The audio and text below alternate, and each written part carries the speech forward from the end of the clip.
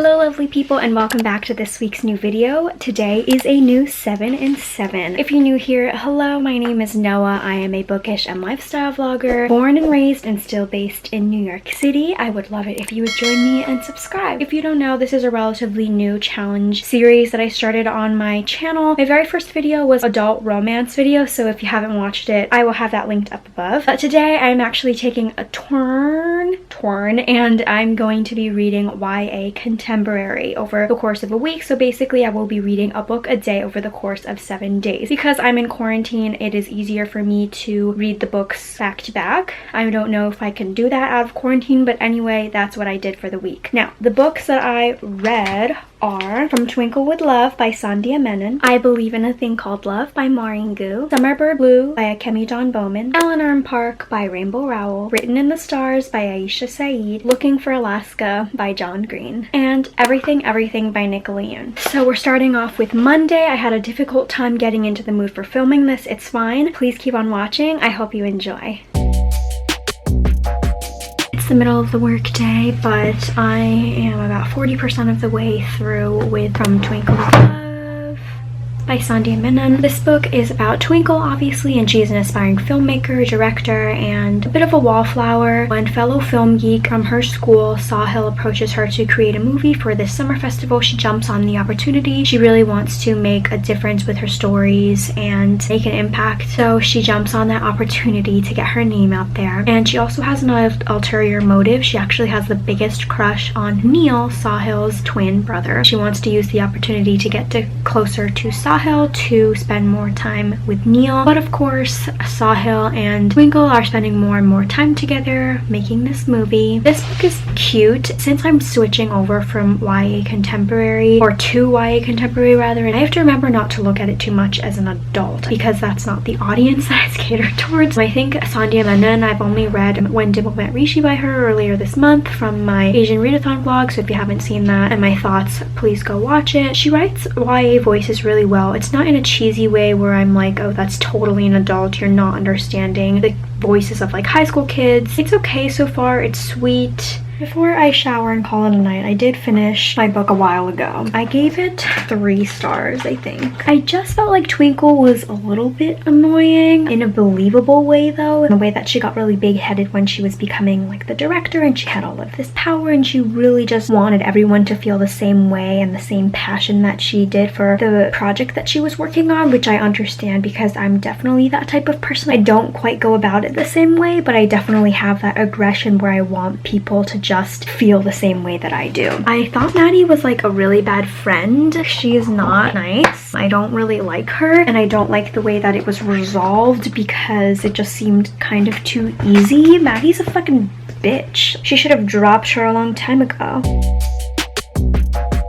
I finished I Believe in a Thing Called Love by Maurene, and I'm giving it 4 stars. I've talked about this book so many times on my channel. It's really repetitive. I'm finally got around to reading it for this video, but it follows Desi Lee, who has a plan for everything, and she's very type A. She's good at almost everything. She's like the valedictorian. She's in all of the clubs, but the one thing that she's not good at is flirting and boys and relationships.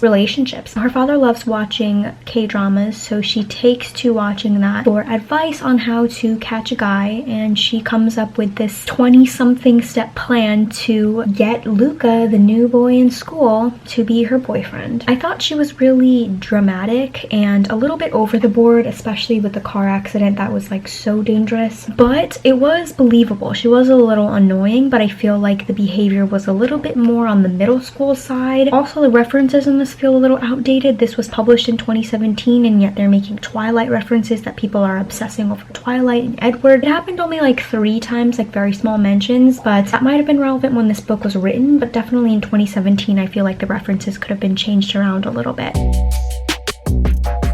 So full transparency, today's actually Thursday. I finished my book last night and went right to bed. I just couldn't be bothered to film. Also, on my Tuesday clip for yesterday was actually filmed on Wednesday because, again, couldn't be bothered to film. I went right to bed after having finished it. Last night, I finished for Wednesday Summer Blue by Akemi Bowman, and this one I listened to on audio, and I'm giving it 3.5 stars. Rumi, she's best friends with her sister Leah, and they are in a horrible car accident accident and her sister Leah dies. I just need to look this up and make sure I'm like saying it right. In order to deal with her grief, her mom decides to send her away to Hawaii to stay with her aunt Ani for a little bit while her mom needs to recover on her own. And Rumi is very angry at the world, like, why take away my sister? Why is my mom, like, she preferred Leah over me? She used to create music with her sister. Now she just feels like music is not her thing anymore, like she feels wrong doing it alone. And they were in the middle of creating a song together right when they had the accident, and the notebook that they were writing their lyrics in couldn't be recovered. And so she's in Hawaii, she makes some friends. There's a boy named Kai who lives across the street. There's an 80-year-old grumpy neighbor named George who she befriends, and it's sort of her journey to accepting and overcoming her grief. In terms of her grief, I think that it was really believable. My dad died my freshman year of college, and I was also really angry at the world. But I think that the way Rumi was portrayed was the way that my sister went through it. I'm sure that my sister was really angry too, but she felt like she was alone. She had one friend who was actually going through the same exact thing. Her father died around the same time that our dad did, so she had someone to talk to about it. But my mom and I, we kind of closed off and preferred to grieve alone, and I think my sister was very frustrated with that in the way, you know, that her mom kind of left her and shipped her off to Hawaii, and she like didn't even want to see her anymore. That was very believable. I think she was really annoying. Rumi, in the way that she was just really cynical, was yelling at everyone, but I really could understand why and the mindset that she was in, even though she was super annoying. Something I just really couldn't connect with the other characters. I thought the storylines were cute and I could understand why they were in the story, but I just couldn't connect with them. They were kind of like blah whatever characters to me, so that's why it's sort of just a middle of the road book. This book was really inclusive. Rumi, the main character, she was kind of figuring out her sexuality. She couldn't quite label herself as asexual. She's sort of leaning towards that way. And also Akemi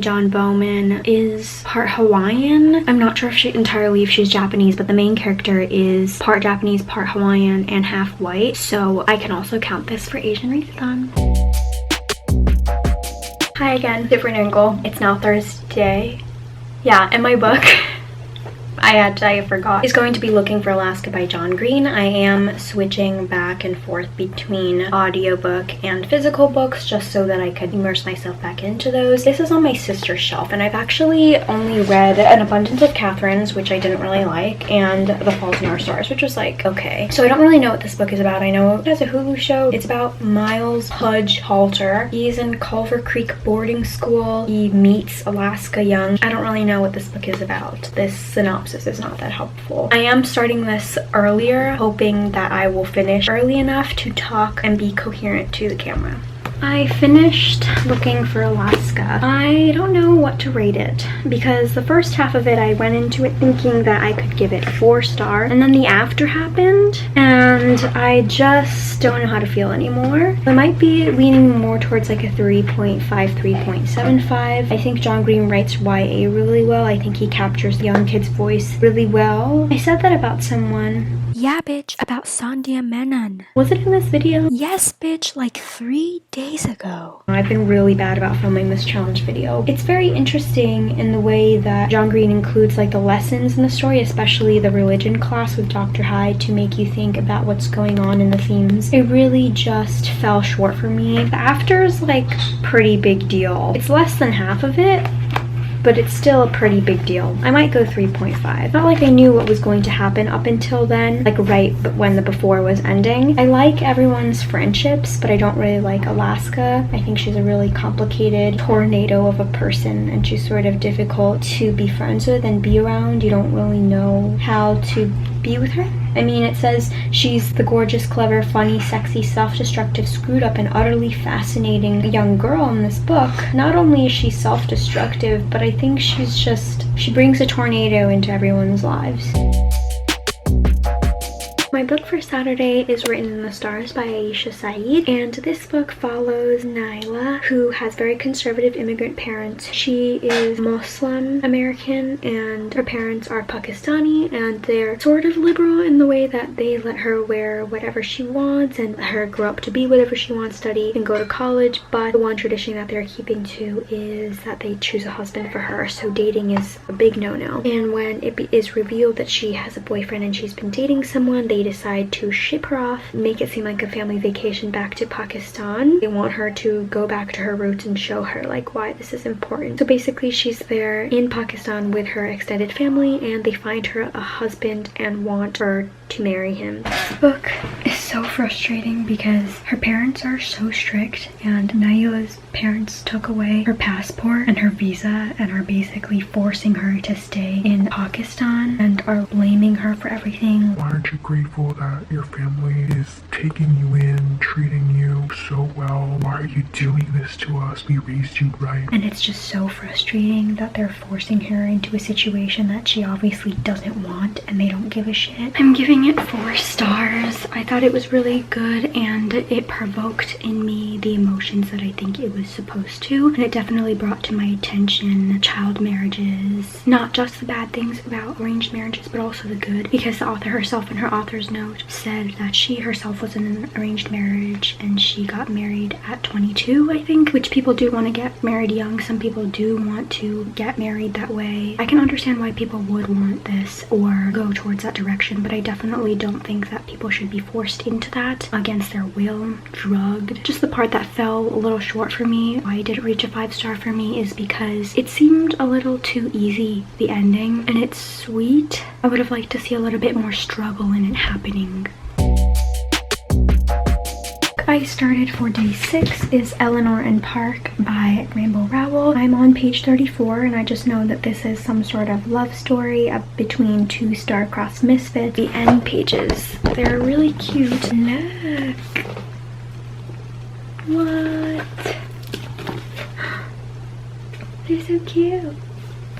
I'm about halfway through reading Eleanor Park. I have really mixed feelings about this book. Park is half Korean, actually. I don't get why his name is Park and his brother's name is Josh. They don't explain like why that's his name. Park is a Korean last name. Eleanor has a really complicated home life. Her father's not really in the picture. She also has like 4 younger siblings and a shitty stepdad who her younger siblings are actually starting to call dad, which is really weird. She's not really accepting love, that it's hard for her when people are being nice to her, which is really hard, and also frustrating on Park's part because he's just doing his best to be nice to her. They're in the relationship at this point. It's hard to see her struggling to accept that. My sister's washing the dishes before we watch Bake Off. We're on the last season of Bake Off, which is the only one that I've watched before, but we're on the last episode. I accidentally found out who won. It's fine, I'm still excited to watch. I really just love everyone on the show. They're so different from Americans. They're so nice to each other. There's also like no prize, you know. I feel like Americans need a monetary prize. Anyway, I finished the last couple of pages of this. It's very melancholic. I think I'm gonna give it 4 stars. I really liked it, and it's really cute, and even though Eleanor really frustrated me, I thought it was really well written, and it really showed like the difficulties of their relationship and Eleanor and her just struggles with being in a relationship where she doesn't know how to love someone, even though she does love Park, because no one has ever shown her that before, so she doesn't know how to like reciprocate that sort of emotion. I think I can count this for Asian readathon because although Rainbow Rowell is a white author, as a character, Park is half Korean, and I think she might be the only non-Asian author for this readathon that I am reading.